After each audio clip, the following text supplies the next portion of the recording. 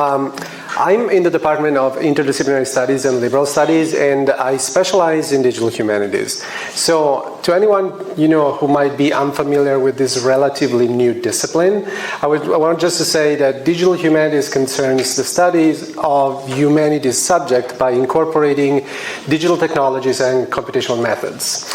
And in doing so, digital humanities establishes a two-way relationship between the human and the digital. On the one hand, we use technologies to pursue humanistic research. On the other hand, we place technology under the humanistic scrutiny, and inquiry. So although I think that, the pedagogical practice that I'm going to talk about today is going to include a little bit of both, I would actually like to start from, two clarifications. So, the main issues that I usually encounter as an English professor in relation to AI are actually related, as like the previous presentation has excellently illustrated, with AI and writing. So you might be familiar with the fact that the Modern Language Association and the Conference on College Composition and Communication has established a joint force to actually develop resources, guidelines, and professional standards around the use of AI and writing. So this is their initial recommendations. So, any creative or scholarly work that make use of AI would offer transparency, you disclosure the fact that you're using AI, accuracy in revising and reviewing the, fabrication of AI that might be incorrect, the so-called hallucination. Of course, you need to check the plagiarism attribution in terms, of the ideas that get produced. And of course, you have a general responsibility on the part of the author to check, about originality and the quality of the contribution to the field, in which you're operating. So as you can see, all these issues revolve around, academic integrity, the issue of, originality and design, and also the ethical use of these technologies to produce all the materials that we as academics produce in terms of research papers, conference papers, and, grant proposals and all those kind of things. However, in this presentation, rather than, focusing on these issues specifically, I would like to address AI more as an interdisciplinarian, meaning, I'm going to focus on AI as a tool to test epistemological strategies, meaning, to test our theories of knowledge production, okay, and the way in which we produce knowledge in cross-discipline environment.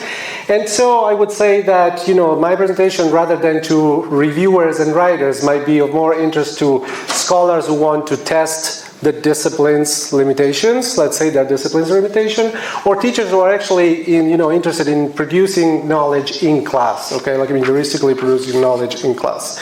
So, which brings me to my second qualification.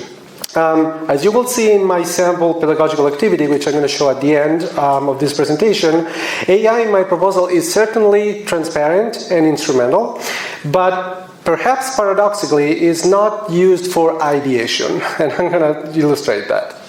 So, let's start from the fact that the idea of implementing AI for pedagogical purposes came from my INDS 490 class interdisciplinary project. This is an advanced class in our recently implemented BA degree in interdisciplinary studies. And for this class, I had the privilege of working with Dr. Li Liu in the computer science department and his Comp 490L class, which was focused on producing pieces of assistive technology for people with disability. So when we thought about ways in which our students could interact, my INDS students and the computer science students, we soon agreed on the fact that, as Joanna Drucker would argue, any design of a technological product, of a technological interface, requires a theory of the subject, of the human subject who's going to use that technological interface. And so, and then it was going to operate that piece of technology. So the deal became, let's say, immediately clear. If the computer science students would develop the software, the actual piece of technology, my student would actually reflect on how to imagine the user. Now, the task of imagining ideal users for pieces of assistive technology let's say that it led us through a complicated and delicate exploration, of what it means to imagine a marginal identity, and I would also indeed say a marginalized identity in what it is an fundamentally ableist world. As we know, as we face, every day too often, our world is not built with people with disabilities in mind, and so that also applies to the ideology of the user-friendly, interface. So we certainly didn't want, we wanted to avoid all the harmful stereotypes, misconceptions, generalizations about people with disabilities. And so we soon realized that there was, however, a larger paradigm, a larger set of issues that we needed to address first. We're operating in a paradigm in which there are two major epistemological tendencies, and in this slide I indicated them with this unfamiliar and perhaps strange word, but they can actually be summarized very easily, in simple terms. The first one, Evergarian thinking, it just means that we have a tendency to think in terms of statistical average. And that actually, for anyone who is interested in this topic, I strongly recommend reading, Todd Rowe's The End of Average, which is a very accessible book that actually reviews a series of cases in which, in scientific research and technology production, thinking in terms of average actually led astray and actually create even proper damage, in some cases. This kind of thinking was established, as the author says, was established during the 19th century. And the major figures, are right there. Adolf Quintelet, is the inventor of, the deviation. The individual case represents a deviation from the average value. And then Sir Francis Galton, who actually turned this concept into a possibly hierarchical and discriminatory, declination with the above average and below average. These guys are, to an extent, unfortunately, still with us. The first is the inventor of the body mass index. If you ever tried to be on a diet, you probably know that. And the second one with the above average and below average, is, connected with the standardized test, which in education, we all know too well. So to go back to the task, so the second term, right? The second term. So if the thinking in terms of average, was established in the 19th century, it's because that's the time in which the state administration infrastructure, was established. And so that's the first era of big data as we know it today. So in other words, we talk, of modern bureaucracy accumulating data. And of course today, with the ongoing process of digitization and database creation, with all these data repositories, hyperlinked globally, some critical theorists actually think that we are at the turn, at a proper data logical turn. That term means that, it blends data and ontological. It means that the data create the ontology. The ontology is the branch of metaphysics that deals with the nature of being. So the data creates and shapes basically our reality. So we needed to operate in this kind of situation. And to go back to the task, if we wanted, the data were available. So we could have used quantitative reasoning and, calculate the average individual user of this technology. But we wanted to, as the author, as Todd Rose advocates, we wanted to move towards a science of the individual, let's say. So we came up with the idea of developing, for our students, for my students specifically, to develop a persona. And a persona is a complex concept because in user design experience, it's a fictional character on the one hand that is based on research on the other. So it's a complex, kind of concept because it's fiction, but it has to be, more real than the non-fiction counterpart. So I can, let this be explained, very well by... Our representations of our users. We promote empathy by allowing them to focus on individuals rather than groups.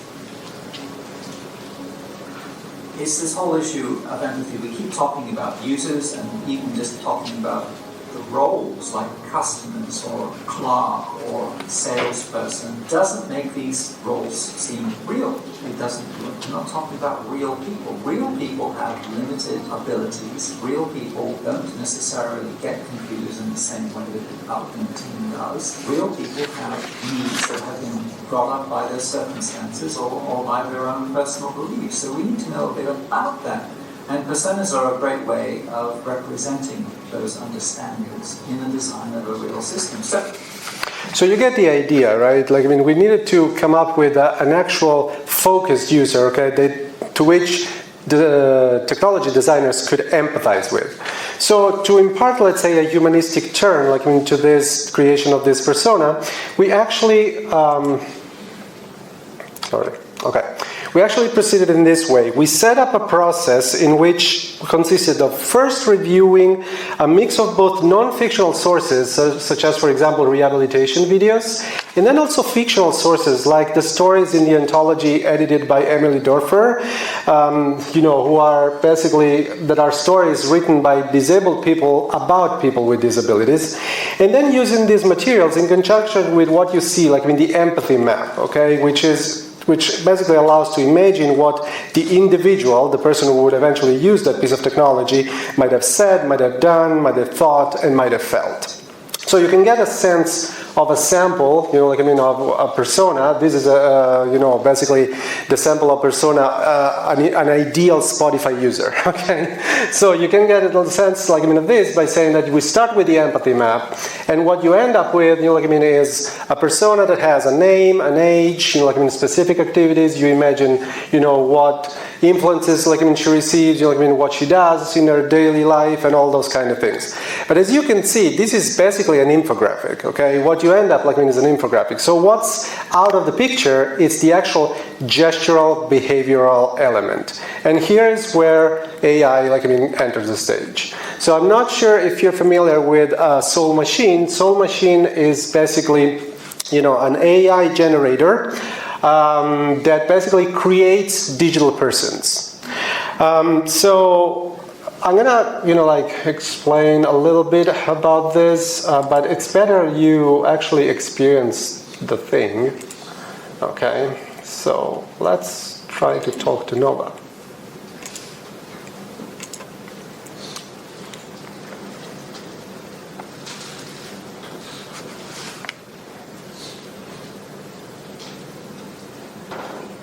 OMG. They said you would be coming to see me. Hello, hi. I'm Nova. I've just been speaking to Digital Marilyn. She's amazing. I don't care about Digital Marilyn.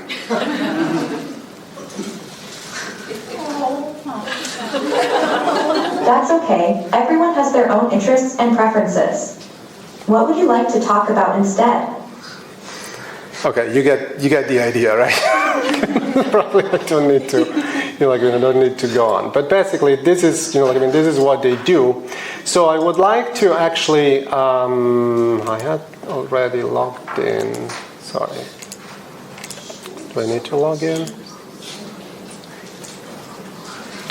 Okay, so Soul Machine, basically, like other AI generators, it uses GPT, which is a neural network machine learning model trained using internet data to generate basically any type of text. So let's say that in general, this AI generator has a pretty neutral, personality.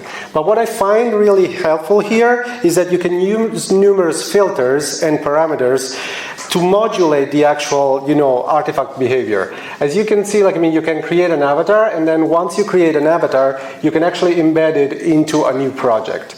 I'm not going to go into the fact that in creating the avatar, of course, you don't have possibilities or affordances, to create the appearance, let's say, of a disabled person. Okay, so in other words, you cannot, you can modulate many things: the face, the hair, the skin color and all those kind of things, but you cannot create, for example, an avatar with a missing limb, okay, or anything like that.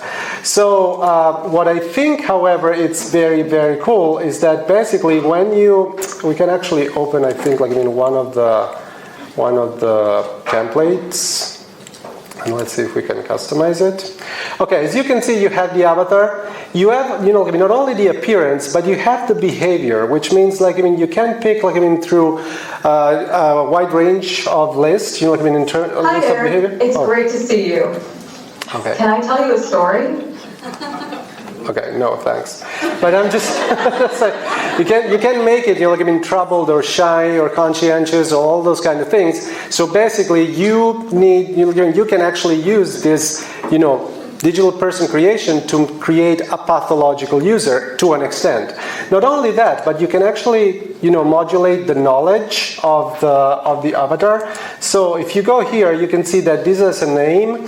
It has, its role. You can actually tell, the machine what kind of person she is. What I find really, cool is the knowledge snippets, because the knowledge snippets creates basically the background story of the avatar, and you can actually feed, those. For example, with passages from the anthology that I was talking about earlier. So you can actually, create a character which more or less behave like one of those fictional characters. So the general idea, to go back to my presentation, just 1 second. Okay, let's do here. If I ever will teach another iteration of this class, is to do this. This is a suggested AI-based pedagogical procedure. You can create a non-computational person based on human reading and human imagination. You start as we started. Then you can select specific materials used in the non-computational creation as snippets, okay, to feed, the AI reprocessing. You can input major features in terms of content and envision simulated behaviors as limiting parameters, to the AI generator. And in general, the idea, which I, hopefully can spark, can work as a generator of ideas in all your classes, is to put the uniqueness of fiction in the service of AI and large language model, rather than the other way around, which is, usually works like, okay, the AI generator, you go and create. Okay, that's you. But here, we're trying to actually keep it down, in other words.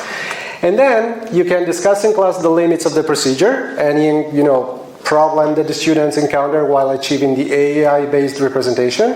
And you can discuss in class, this is even, an advanced level, the hypothetically different choices in terms of interface design that a technology developer can do in comparison with the human-based persona.